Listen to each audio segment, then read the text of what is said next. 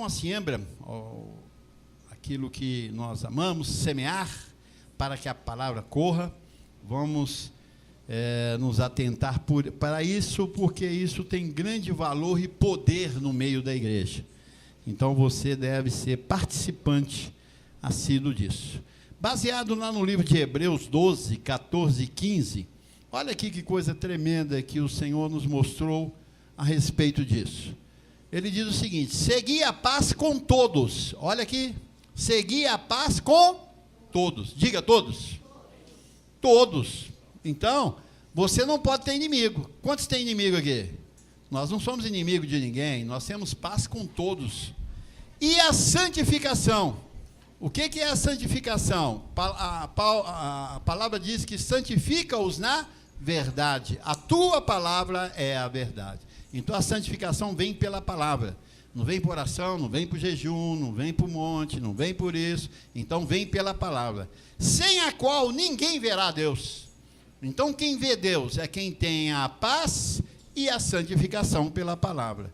15. Atentando diligentemente, porque ninguém seja faltoso. Diga, ninguém. Seja faltoso, separando-se da graça de Deus. Nem haja alguma raiz de amargura que brotando vos perturbe, e por meio dela muitos sejam contaminados. Olha, então aqui segundo as instruções ele diz, ninguém seja o quê? Faltoso. Eu pude colocar aqui que a graça veio para corrigir o deficiente, a qual eu sou, talvez o principal de vocês aqui, o deficiente, para que ninguém seja encontrado faltoso, infiel nas coisas de Deus. Deus estabeleceu o seu reino, estabeleceu a sua ordem, estabeleceu a sua direção, a função de cada um, e ele diz que ninguém seja encontrado o quê? Faltoso. O que é uma pessoa faltosa? Igual, por exemplo, nós estamos vendo muitos faltosos aqui. Por quê? Porque não estão aqui. Então eles são o quê? Faltosos.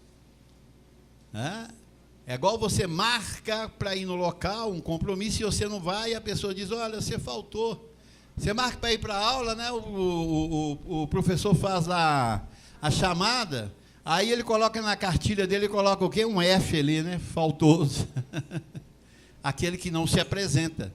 E aqui Paulo, na sua ordem apostólica, e com a intenção de levar a igreja a uma glória sobre modo excelente, e ele diz aos hebreus que ninguém seja encontrado faltoso, separando-se da graça de Deus. Então, o faltar faz com que as pessoas separem o quê? Da graça. Uma pessoa faltosa, ela deixa de ouvir.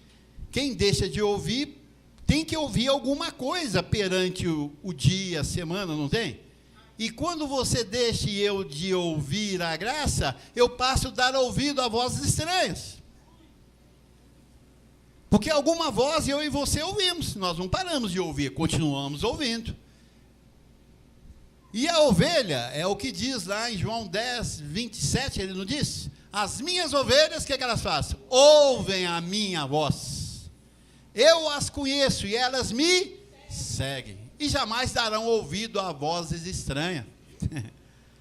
Quem tem a voz de Deus ativa pela graça na sua vida, não entrega seu ouvido para ninguém, meu irmão. Para a direção da vida, não. Para o testemunho da vida, não. Para as negociações da vida, ele dá ouvido só a Paulo, que é o autor desta graça, revelada pelo nosso apóstolo, Dr. José Luiz de Jesus Miranda. Então, eu coloquei aqui, porque encontrando o faltoso, o que acontece? Brota o quê? A raiz de amargura. Raiz de amargura. A pessoa passa a ser uma pessoa o quê? Amarga. Por que, abençoado? Nós que somos filhos, a única coisa que nos detém é o evangelho da graça. A única coisa que nos conduz, a única coisa que nos beneficia, a única coisa que traz realmente um espírito de mansidão é a graça. Porque a palavra de Deus é o que ela é? Viva, e ela funciona, ela é eficaz, ela não volta vazia, ela cumpre exatamente aquilo a qual ela foi designada no meu e no seu coração. É uma palavra de poder. E uma vez eu e você deixando, brota a raiz de amargura. Já viu uma pessoa amarga? Quem já andou com uma pessoa amarga? Quem já relacionou com uma pessoa amarga? Quem é uma pessoa amarga? É uma pessoa que é ruim de conviver com ela, não é isso? É uma pessoa que não tem controle, não tem equilíbrio, ela só vê o mal, ela agride, ela, né, só quer perturbar. É uma pessoa que não tem uma sensibilidade para outras pessoas, ela se torna o quê? Exclusiva. Parece que ela é a dona da verdade. É egoísta, o amargo ele é egoísta, tudo é dele, para ele, nada é para os outros, tudo é para mim, é eu. Hein? É rixoso, o amargo é rixoso, perturbador. A pessoa amarga é terrível. Quando você vê uma pessoa amarga, você diz, você está amargo, hein? Você já tomou uma bebida amarga? Amarga é Então ele vem dizendo que brota a raiz de amargura, e uma vez que ela brotou, ele diz aqui, olha, que não haja, e nem haja raiz de amargura, que brotando, o que ela faz? Vos perturbe. Então é uma raiz má. É algo, começa a perturbar, você não passa a dormir mais. Você fica perturbado. Calma, rapaz, senta. Não. Por quê? Essa raiz de amargura está começando a brotar. E para nós isso é um ensinamento. Porque quando isso começar, nós já temos aqui a receita. Temos o indício e a receita para acabar com isso aqui, pessoal. Eu, quando começo a ficar agitado, eu falo, opa, raiz de amargura, não. Não. Por quê? Ela é tão terrível, dita por Paulo, que por meio dela muitos são contaminados. Além de nós contaminarmos a nós mesmos e aqueles que nos cercam, também os contaminamos. Aí o que vira? Vira uma confusão. Então, quer dizer, nós temos que preservar o quê? O ouvir a palavra. E Paulo diz, devemos atentar diligentemente para isso. O que é atentar diligentemente? Com cuidado, com zelo, fazendo, julgando todas as coisas. Diz Paulo, julga-se o homem a si mesmo, examina-se o homem a si mesmo. Nós temos essa posição em nós, de nós realmente vermos aonde estamos errando. Conversando com o Marcos, eu estava dizendo, Marcos, nós temos hoje capacidade de nós mesmos apontarmos aonde estamos errando, abençoado. Olha que capacidade que essa graça traz para nós. Eu e você somos agraciados para poder examinar exatamente onde eu e você estamos errando. Não precisa ninguém apontar o dedo para você, porque é muito humilhante, né? Alguém apontar, você está errando até hoje? É humilhante demais. Aqui não há nenhum menino mais. Então nós podemos nos examinar e ficar livre disso. Por isso que ele diz, devemos atentar diligentemente para isso, com zelo, com cuidado, porque essa falta nos separará da graça de Deus. Perde a identidade. Como que uma pessoa pode te identificar, ou eu me identificar, que sou um filho da graça, vivendo como uma raiz de amargura? Bruto, ignorante, estúpido. Não posso. Você é da graça? Da graça? Pô. Não quero essa graça sua, não. Eu quero uma graça que te mantenha o quê? Manso, tranquilo. Então, veja bem, quais são as instruções do edificador? Quais são os 3 pilares? Primeiro, depois o quê? Semear. É o que nós vamos fazer agora. E depois o quê? Fazer a palavra correr. Esses 3 pilares, se eu e você mantiver isso na nossa vida, você está livre de toda raiz de amargura. Você está livre. Tem gente que fala, hoje eu estou amarga. Hoje eu estou com, como é que é? Com capetas. Eu levantei de pé esquerdo, hoje eu estou.